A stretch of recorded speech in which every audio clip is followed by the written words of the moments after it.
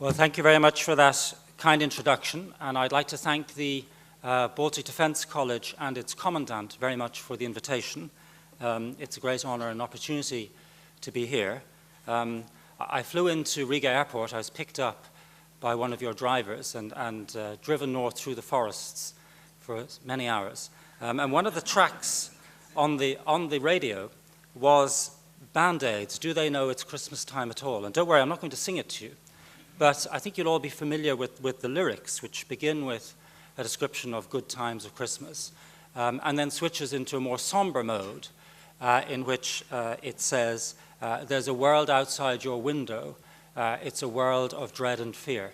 And as somebody who's come from the western half of our continent, what I've seen and heard over the last day and a bit has been a fascinating glimpse into that world, which we as yet haven't really grasped. At the same time, I'm conscious that you also have livelihoods and economies, and that there's a balance to be struck between a consciousness of the military and strategic threat and wishing to encourage inward investment. And it's easy for me, as a parachuted lecturer, to stress the dangers which I, in the immediate sense, don't have to live with. But, as I hope to show, in a much broader sense, are my and all of our business as well. Now, I've been asked to provide reflections on whether the Putin threat is here to stay and how Europe should deal with the threat of a resurgent authoritarian and territorially revisionist Russia, and to do so with reference also to the broader historical context. A disclaimer, I'm not a Russia or defense expert, but I can speak, as was said, from the perspective of the history of European geopolitics. I'll begin with a description of the Russian modus operandi, noting that it poses both a strategic and an ideological or informational challenge. I will then summarize Mr. Putin's deeper ambitions, the threat they pose to Europe, and the historical parallel that I see. And the final third of my remarks will be an exposition of how the Russian challenge is also an opportunity for the European Union. And I've been given half an hour, so I absolutely will finish by 10 to 1, whether I've concluded or not. I'll begin on the Russian modus operandi by quoting Lenin. This is the quote. When a man sticks in a bayonet and strikes mush, he keeps pushing. But if he hits cold steel, he pulls back. End of quotation. His successor, Nikita Khrushchev, was fond of repeating this remark as he tested the West in Berlin, Cuba, and elsewhere during the Cold War. For some years now, as we've been hearing, the Russian leader and former communist Secret Service agent Vladimir Putin has been sticking in the bayonet, and so far he has only encountered mush. In 2007, he was almost certainly behind the cyber attack here. A year later, he invaded the sovereign state of Georgia, handed out Russian passports, and effectively annexed the territory of South Ossetia. More recently, he invaded the sovereign state of Ukraine, sending troops not only all over the Crimean Peninsula, but also into eastern Ukraine. And we've heard a great deal about these developments here at the conference. Much less emphasized, but alluded to by Vladimir Sokor and one or two others, is that Mr. Putin also represents a fundamental ideological challenge to Europe. And I want to elaborate a little bit on that. Europe's far-right parties have aligned themselves not with Kiev, as the rhetoric from Moscow would suggest, but of course with Moscow. Marine Le Pen, president of the extremist French National Front Party, rushed to endorse the outcome of the Crimean plebiscite and denounced the EU's, quote, hypocrisy on the matter. She also expressed concern about, quote, neo-Nazis in the Ukrainian government, a startling remark from the leader of a party whose very senior members have a long record of anti-Semitism and Holocaust denial. The far-right and openly anti-Semitic Hungarian party Jobbik praised the vote, quote, as the triumph of a community's self-determination and a precedent for similar moves in Hungarian areas of settlement in Slovakia and Romania. None of this is in the least surprising, because the far-right in Europe sees in Mr. Putin's action a valuable precedent for its own irredentist projects, and generally applauds the Russian leader for standing up to the decadent and plutocratic West. But this sentiment is not just confined to the far right, it is also prevalent in some of the more moderate conservative ends of the European political spectrum, moderate by comparison with the far right.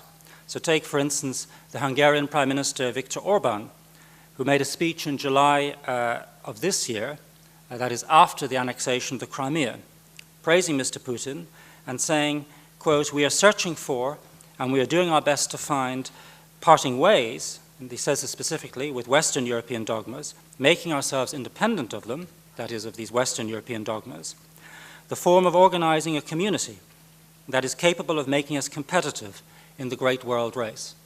So that the Russian model, an alternative model of sovereign democracy, is one that appeals to a reasonable spectrum of European domestic political opinion. You find this also in Germany, where the Alternative für Deutschland, the anti-Euro party, has a very strong national conservative wing, which is picking up on the old Bismarckian thread of a common policy with Russia, primarily anti-Polish at that time. Sympathy for Mr. Putin runs very deeply in the Social Democrats, even some elements of the CDU and CSU. So the result is that there is a substantial fifth column in Western and Central Europe, which weakens our response to Russian aggression. In any case, during the first phase of the Crimean crisis, Western mushiness was palpable. The United States and Great Britain failed in particular to honor a commitment made in Budapest in 1994 when they, and of course the Russians, promised to uphold the territorial integrity of the Ukraine in return for the decommissioning of all nuclear weapons on its soil, which was then the third largest arsenal in the world after the United States and Russia itself. Now, this agreement is registered at the United Nations as, quote, "a memorandum on security assurances in connection with Ukraine's accession to the Treaty on the NPT." So globally, the implications for the non-proliferation regime are enormous, for who will now surrender their nuclear weapons programs in return for security assurances. Much more serious, however, is the message sent about Western credibility in Europe. It will not do to argue that we are dealing with a mere memorandum and not a fully fledged and ratified international treaty, that the signatories were pledged to do no more than consult, which they have done. Because welching on a public security guarantee is not the same as repudiating a warranty on a washing machine. You cannot just refer the plaintiff to the small print. The world may now conclude that the word of the Anglo-Americans is not their bond, but a junk bond. And this matters, I want to elaborate on this, because European security is akin to a sophisticated financial system. It is built on trust and the existence of a credible lender of last resort. Now, during the Cold War and after, as you all know, NATO provided the necessary backstop, deterring aggression and even, as in the cases of Bosnia and Kosovo, intervening out of area. Now, so long as this is credible, this kind of system is relatively cheap to run and provides huge benefits. The buyers are released from the need to maintain expensive national armories, including, in the case of Ukraine, nuclear weapons. The providers, the NATO powers, and to a lesser degree the EU, don't actually have to expend any military capital, though they need to hold it. Now, these securities can be bought at different levels, the best cover being provided by NATO membership, under Article 5, with less firm bilateral guarantees, such as the Budapest Memorandum.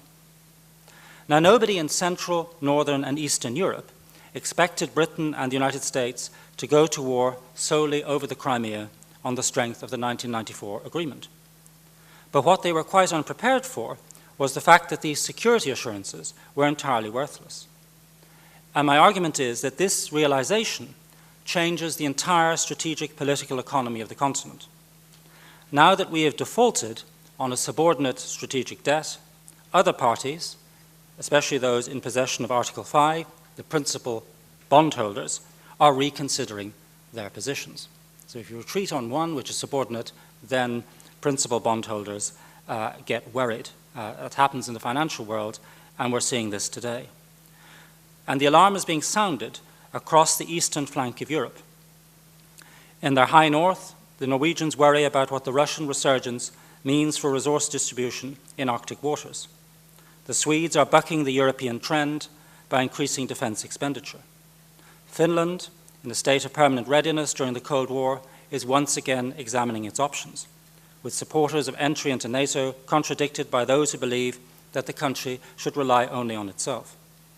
The Baltic states, and here I'm not telling you anything you don't already know, are the most anxious of all, their small size and large Russian minorities rendering them especially vulnerable, and skeptical of whether the vaunted Article 5 NATO guarantee will actually be honored. The Poles, with their long record of partition and occupation by Russia, regard the Ukrainian cause as their own. It is no accident that their former foreign minister, Radek Sikorski, was the most eloquent voice for a common front against Russia.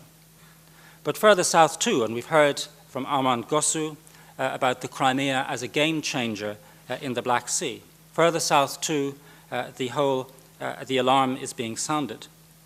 Moldova is terrified by the implications for its own breakaway territory of Transnistria, which we didn't really much discuss. A similar referendum in advance of union with Russia would not only amputate another European sovereign state, but also threaten the Ukraine from the southwest. Romania is deeply concerned about Russian encroachments as well. She is also wondering what status agreements with Ukraine on the division of resources in the Black Sea now have, as some, but not all, of the relevant borders are now controlled by Russia. So my point is that the costs of security provision have gone up immensely as a result of repudiating this subordinate debt in ways that could not perhaps, or at least were not foreseen by those who are taking the decisions. Now, as James Sher says, this is not the Cold War. The Cold War had rules, and the rule book has been torn up. So let's be clear about what is happening. Mr. Putin, the authoritarian leader of a European great power, has invaded another European country and annexed a sizable chunk of it. He is being cheered on by the continent's revanchist extreme right. He enjoys the sneaking regard of many more on the left and right in Europe. Thus far, the muted response of the West has merely invited further aggression. There is no sign of it showing the steel which will cause Russia to desist. Mr. Putin continues to plunge the bayonet in further in eastern Ukraine and the Black Sea littoral. One way or the other, what we're witnessing is the biggest crisis of the European order since the Cold War, with the potential to shred the reputations of the governments and national security establishments of Europe and the United States. But how could this happen, given the immense military potential at the disposal of the NATO alliance and of Europe? The irony is that Moscow could have been stopped by early action. If Mr. Putin had been deterred from attacking Georgia or put under such intense political, economic, and military pressure as to force him to withdraw, then, of course, he would never have dared to occupy Crimea. If the Americans, who must have seen the build-up on their satellites, had deployed their fleet to the Black Sea just before or immediately after the Russian incursion, while it was still being conducted at arm's length by Moscow, Putin's men could have been overpowered, probably without the use of firearms, and he would probably have disavowed them. Here I disagree somewhat with the principal arguments put forward in the conference, which is that the Russians have the monopoly of escalation. I think that actually the record shows the opposite, that Mr. Putin is actually very cautious in the early stage of a crisis. It's striking that he's proceeded very carefully, using hooded, deniable units in the Crimea, only throwing off the mask and proceeding to full annexation when he thought he was safe to do so. If he was confident in his military abilities and the lack of response from the West, he would have gone in unmasked from the beginning. But it's precisely because he wasn't that he would have been vulnerable to a concerted policy.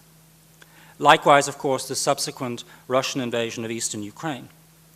Because if you think back, a similar confrontation at Pristina airport in 1999, at the end of the Kosovo crisis, saw NATO intervention to prevent reinforcements from reaching the Russian advance guard and a compromise solution.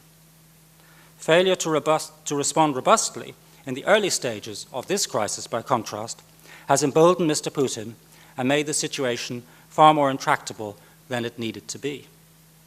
Now, in part, this is just weakness, bad judgment on our part, but partly, of course, a product of the much discussed phenomenon of hybrid warfare at this conference. The way in which the Russians temporarily disable our ability to respond, to construct the enemy as a fascist. Why would you go and intervene and risk war on behalf of Ukrainian fascists? And the West was temporarily disorientated by Russian propaganda that the Ukrainian revolution was dominated by fascists, and that intervention was necessary to rescue the Russian population from them. Mr. Putin spoke, quote, of reactionary, nationalist, and anti-Semitic forces going on the rampage in certain parts of the Ukraine, including Kiev. Now, it's true that there are some very unpleasant right-wing extremists in western Ukraine. I saw a few of them on a visit there in the late summer of 2013, but they only made up a minority of the protesters against the regime of Mr. Yanukovych. Anti-Semitism exists in Ukraine as elsewhere, but it has been maliciously blown out of all proportion by Russian propaganda. Far from welcoming Russian intervention, the chief rabbi of the Ukraine, Yakov Dovbleich, compared Putin's behavior to that of Hitler over the Anschluss of Austria in 1938. Now, since then, we've all woken up to hybrid warfare. We've heard a great many interesting things at this conference about Russian informational space, and we've heard that this phenomenon is being studied, that the Baltic societies are mobilized, they would be not as vulnerable to this kind of activity, and of course Western publics and Western governments are more on the ball. And all that is a good thing. But there's a danger. The danger I see is that this new obsession with hybrid warfare distracts from conventional deterrence. In the 1990s, when complex emergencies and humanitarian intervention was all the rage, it was a commonplace, and I think a correct one, of military establishments, that you could scale down from conventional warfighting to complex emergencies, but you couldn't scale up. So we need to be very careful that in focusing on hybrid warfare, we don't lose the conventional edge in the process. And it may seem obvious, but it needs to be emphasized that the occupation on the ground by the Russians is not hybrid warfare. It is maximizing the advantage in conventional weaponry. The hybridity simply disables our response. And in this context, I'm concerned about the assumption, which is often voiced, I've heard it here also, that Mr. Putin is not intending conventional measures against NATO members, including the Baltic states. Not the Hitler of the Sudetenland, of Austria, and of all Memel or Leipzig or whatever. That's not the analogy. The analogy is Hitler's original strategy, which is Lebensraum, space, the creation of a much larger German mass in the world to survive against the power of Anglo-America. One of the Kiselyovs was quoted his remarks about the great strength of the West. And I think what's driving Mr. Putin is the sense he is indeed weak in this global sense. And the Eurasian Union will give him, in the same way as Lebensraum would give Germany, the critical mass in this world. So the ethnic politics is not the aim, it's merely a tactic towards the strategy. And so the question now arises for us whether or not the European Union can coexist with the Eurasian Union. And Marina Kaljurand, in one of the panels, alluded to the fact that there are voices within the European Union which are in favor of cooperating with this Eurasia. And indeed, there are voices within the European Council of Foreign Relations, a recent paper saying we should try and work out some kind of deal, which is worrying because it's funded by Mr. Soros, who's generally very sound on these issues. Were the Eastern partnerships a mistake? Did they provoke Russia in some way? Should we then pull back? And my argument would be that this is a mistaken assumption that restraint will make the problem go away. It is not the case that the European Union pushed for Eastern enlargement. The Ukrainians were much more interested in the European Union for a long time than the European Union was interested in the Ukraine. The European Union is in principle open to all countries. It is a magnet. and we destabilize our neighborhood, not by what we do, but by what we are. And until we eliminate the vacuum between ourselves and the authoritarian other in Russia, then this destabilization will continue, whatever our policies.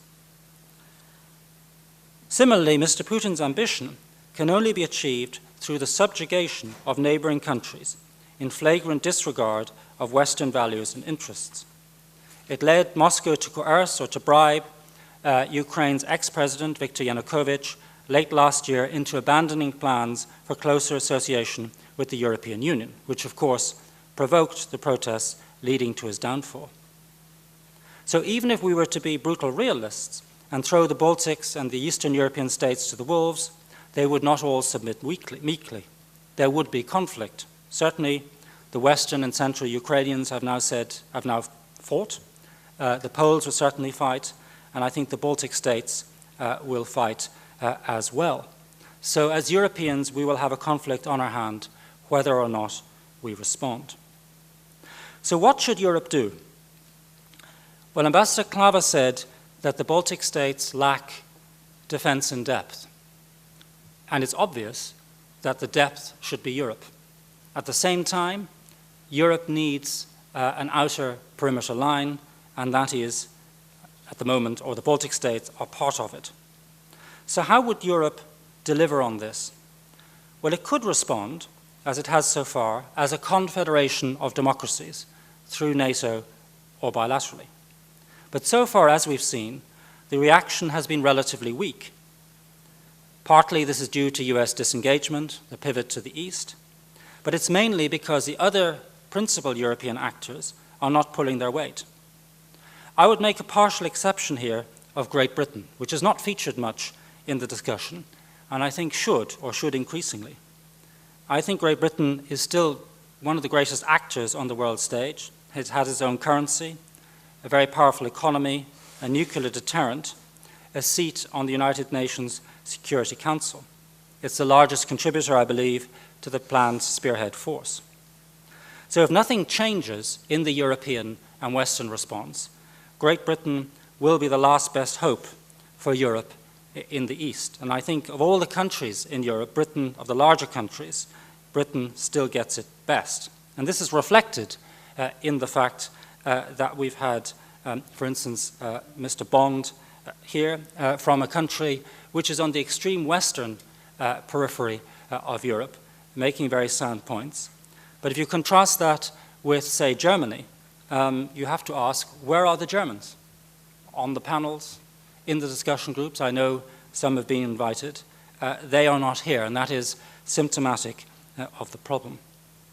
Now, other European states, of course, contribute through NATO, but they do so generally weakly.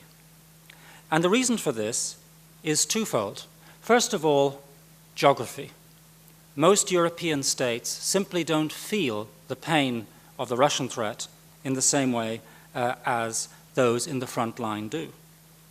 But even if they did, they wouldn't have the mechanisms through which their military and economic potential can be effectively mobilized, or even more effectively than they're doing now through the EU.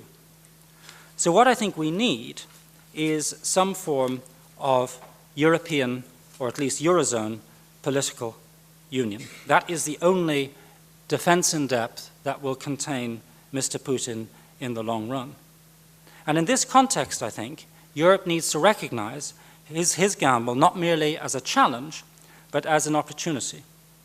And I want to conclude my remarks with just a few historical reflections, starting from the point that successful unions have normally come about in the face of powerful external threats. In 1707, for example, the English and the Scots came together to form the United Kingdom in order to repel the absolutist expansionism of Louis XIV. In 1787, 1788, the Americans did the same to prevent their young republic from being swallowed up by a hostile world. In both cases, the establishment of a strong executive, common representative institutions responsible for the common debt, and a robust military created states which have proved extraordinarily resilient on the world stage. My argument would therefore be that the Eurozone should move to the establishment of a cognate policy with an elected presidency, union-level representation, a consolidated debt, and a single army. This is the only way of mobilizing all the energies of the common currency area for wider European projects, in particular containing Mr. Putin. Now, it may be objected that the differing European interests make such a state impossible. Witness Poland's objection to the intervention in Libya in 2011, Mediterranean indifference to what is happening in Ukraine or Baltics, and Germany's reluctance to do anything much, anywhere. Let us recall, however, that the Americans sought full political union precisely because they feared that the varying strategic and economic concerns of the individual states, at that time was 13 of them, would set them at odds with each other and deliver them back into the hands of Britain or some other European empire.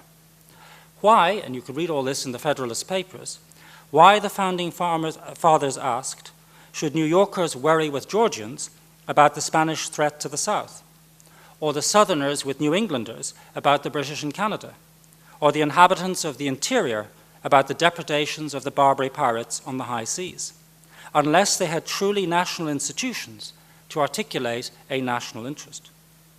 Likewise, only a single national security establishment will enable, say, the Spaniards to think about Mr. Putin and the Poles about North Africa.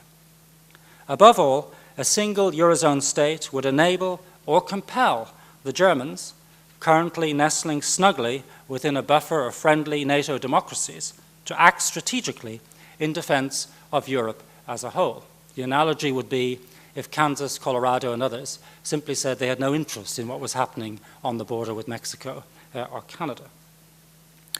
In the meantime, the Eurozone must join with Great Britain and the United States to restore Ukrainian sovereignty over the entire national territory, or at least to exact such a high price from Moscow that it desists from further expansion. The first step here must be target hardening along the entire eastern rim of the Union and its friendly borderlands. Substantial permanent armored forces from robust NATO countries such as the US, UK, and France should be stationed in Poland, the Baltic states, and Romania. Europe's energy will have to be sourced elsewhere, perhaps from shale gas in the United States. The entire Russian elite should be subjected to a comprehensive transatlantic Super-Magnitsky Act, based on that passed by the US Congress to punish those involved in the death of a Russian taxpayer investigating corruption by restricting their travel and access to accounts. I would say that all investment and trade with Russia, especially in arms and technology, should cease until it withdraws from occupied territories in Ukraine. And of course, in order to sustain this effort, Europe must embark on a comprehensive campaign of moral and military rearmament. And my argument is that only a single Eurozone state will have the resources and the energy to do that. Now, it's often said, and I'm coming to an end, that we should not humiliate the Russian leader or back him into a corner. In truth, our weakness, not our strength, has encouraged him to put himself in that corner of his own free will. We need to ensure that the Russian people know that he will lose, that he is in fact humiliated. The Crimean War against Tsarist Russia is remembered, certainly in Britain, for the incompetent way in which it was fought. What is often forgotten, however, is that Russia was roundly defeated, an outcome which led directly to the emancipation of the serfs in 1861. This is a precedent which Mr. Putin and those who resist resisting him would do well to ponder. The looming confrontation with Russia is best understood, however, not as a repeat of the past, but as the beginning of something new, a European Cold War of unification. Waging it successfully will consolidate the Eurozone, just as the contest with France made Great Britain, and the American project in the world made the United States. Conversely, failing to take up the challenge, or doing so incompetently, will damage the European project beyond repair. History is littered with defunct policies which fail to cohere in the face of a powerful external threat, such as the Holy Roman Empire, and most relevantly here, of course, the Polish-Lithuanian Commonwealth. Europe will not prevail simply by virtue of what it is.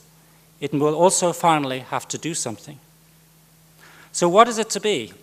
Will the challenge from Mr. Putin's Russia unite Europeans today, or will it drive them further apart, perhaps irreconcilably?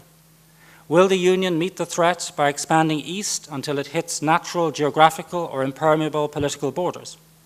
Will Ukraine be admitted to the European Union and NATO to end instability and forestall its absorption by Moscow?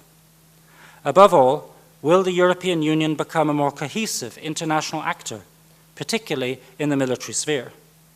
Will its army and navy serve as the school of the Union? Will the Ukrainian revolution and our defense of it become the first lieu de mémoire of a new continental narrative? Will we recognize, as the French philosopher Bernard-Henri Lévy told a crowd in Kiev, that the Ukrainians were the first, quote, to die with a European flag in their hands? Or will Europeans duck these challenges, retreat into themselves, and even split apart? Will the Ukrainian crisis then join that long list of points at which the integration project failed to turn towards the creation of a single state capable of defending its values and interests?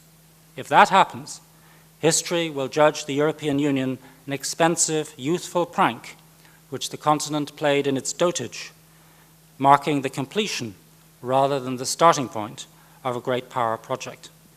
Thank you for your attention.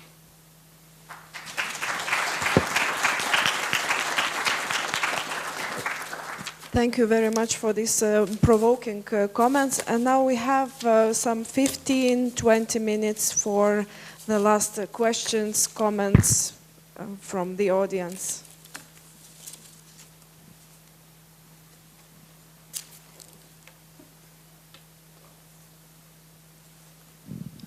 Brendan, thank you for that excellent talk. I share your vision of the need for a stronger European polity. But what you left out is this, what's the role of Great Britain in that case, which doesn't desire to move towards this closer political union, but is moving towards the exit?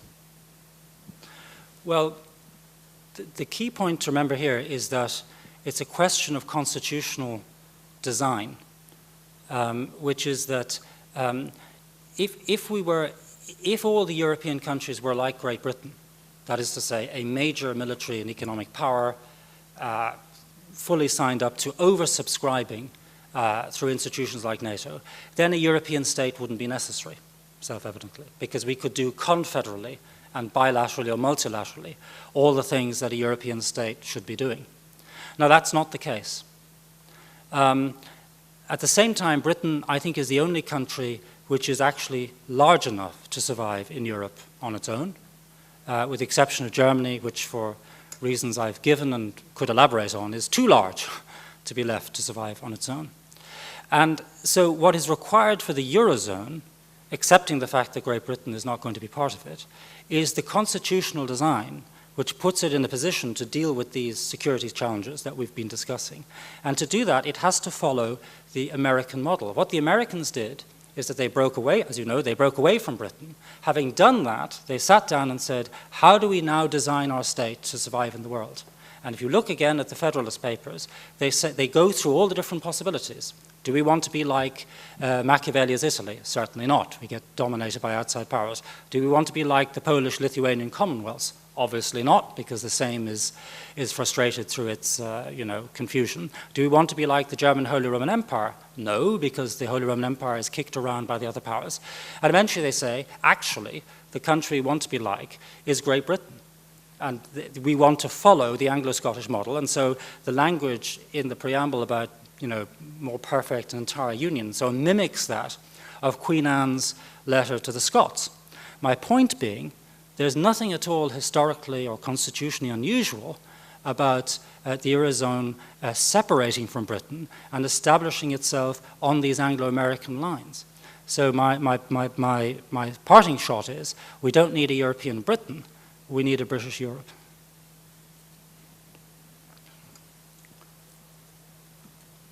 Well, thanks a lot really for very interesting thoughts and very provoking. I'm very much in favor of Europe becoming much more politically united. I think that it's permanently happening. If you look what Union achieved from Rome Treaty to Lisbon Treaty, it's exactly more and more united Europe we can see. And Europe, of course, moves itself from one crisis to another crisis, but I doubt if Europe will be developing itself along the lines of United States of America. But we can leave it for a while. We can just guess how Europe will look like in 20 years or 50 years' time. I think that it will be much more united, and I hope that Great Britain will be inside of that unity. But coming back to what we were discussing, Russia, Europe, and all those issues of challenges of today. Well, we always were trying, or let's say we were looking into the history for some kind of examples with whom to compare, let's say, behavior of President Putin. And usually we are comparing him with Hitler. And then we are making conclusions what can come next. And we see all the dangers which can come. Of course, the dangers are here. But the history can give us also some different examples.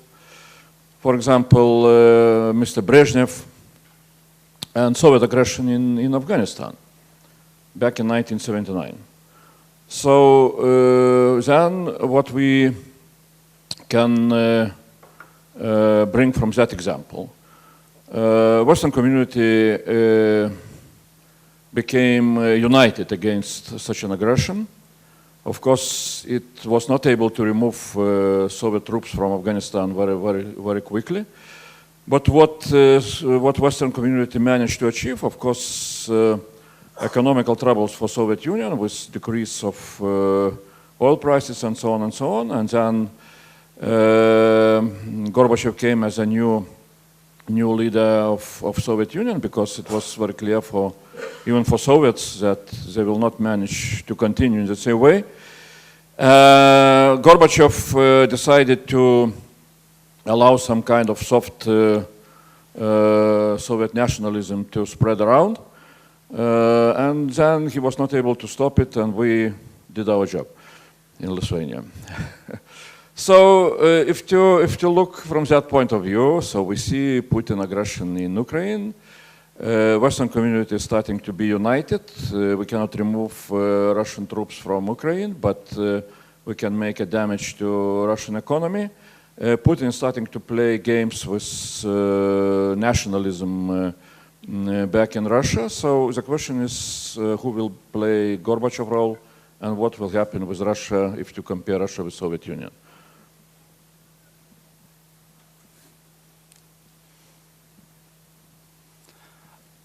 Thank you very much. Well, just to respond very quickly on the European issue, that as you're saying quite rightly, Europe has become greatly more unified.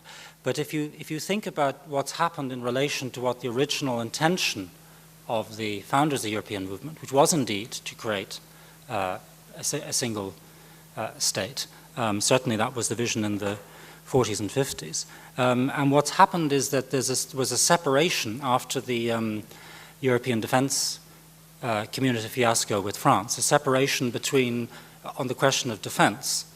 So defense was devolved to NATO, which was very effective in that regard.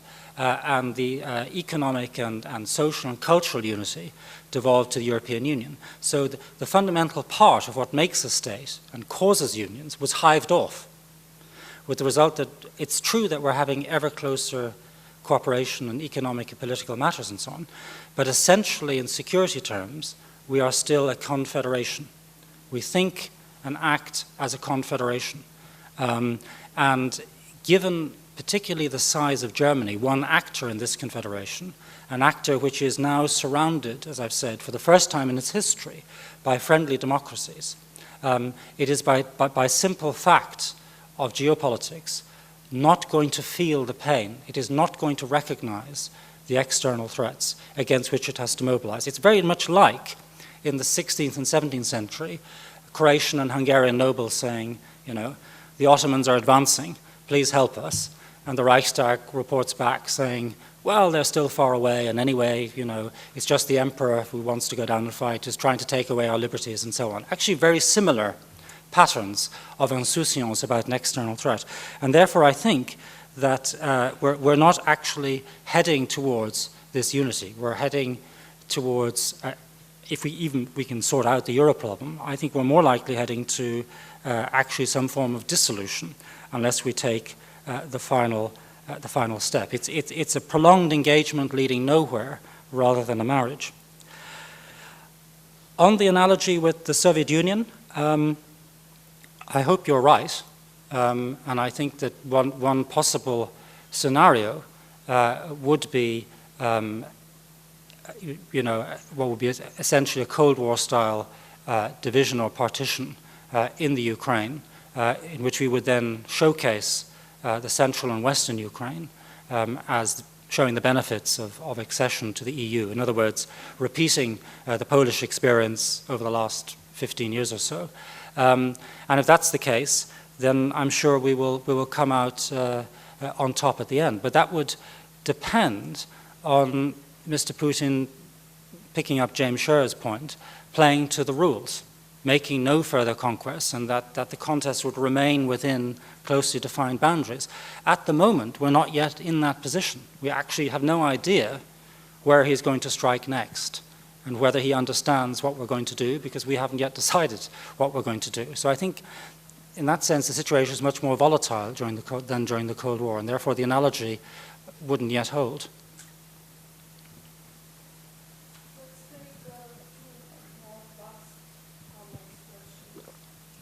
Major Grolis, Lithuanian Army. I would like to ask you about the possibilities for Europe, for European Union, to get that higher cohesion or unity, which you mentioned, which was obvious already by the Russian aggression against Georgia, that it's needed. But what could be the grounds or opportunities to get involved these countries which are hesitant yet to show that unity and to devote their efforts? What could be the starting ground? Well, that's an extremely good question. I think that what you need is the politics of catastrophe. Things have to be very bad. They just have to be not so bad that we go completely under. In other words, people will only give up their sovereignty when they're threatened with something which is worse than the loss of sovereignty. That could be the total collapse of the Eurozone. It could be international terrorism, Islamic terrorism, or it could be the Russian threat. What exactly will bring about such a union in Europe, I cannot now say. Nobody, I think, not many people would have predicted that we'd be in the situation we're now in, at least not until a few years ago. But what I do know is that historically speaking, all of these successful unions have been the product of an external threat. I mean, the English and the Scots are two separate nations in all fundamental ways. They don't even particularly like each other. And yet, the English and the Scots elites got together in 1707 and they said, we are facing a twin threat from Europe, which is the Louis XIV's France. It's an ideological threat of absolutism, of popery. It's a strategic threat. There were also issues of trade, of empire and so on, but they were essentially secondary. And yet these two groups of elites, who had a long age of suspicion and indeed of warfare, got together and formed a single state to act on the world stage. And it did so only because there was the external threat. And so I think in Europe, we're actually, on the whole, we get on better than the English and the Scots. We ought to be capable of doing that, but we'll only do it if the threat is big enough. So that's my answer. But I think the consciousness for that is already there. I suspect most Balts, if they're offered the opportunity of such a single European state, even though it would mean the end of the sovereignty gained from the Russians, I think the advantages of security would outweigh that. But maybe I'm wrong. Maybe you can contradict me.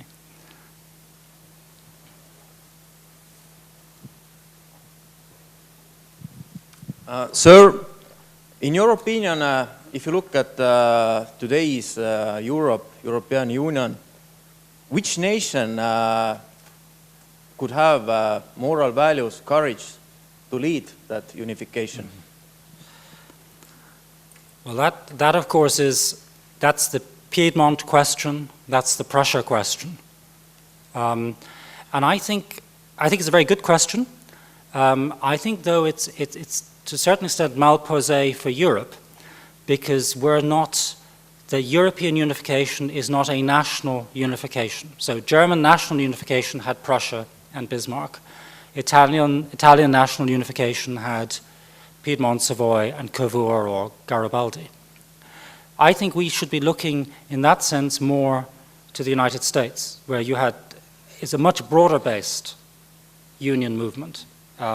So what's required is not so much one country taking the lead, but more a common consciousness that for the reasons that I've given, sovereignty needs to be given up or shared and brought into a higher relationship through creating a single state. So I think it would actually be antithetical to the whole project if it were led by one particular country.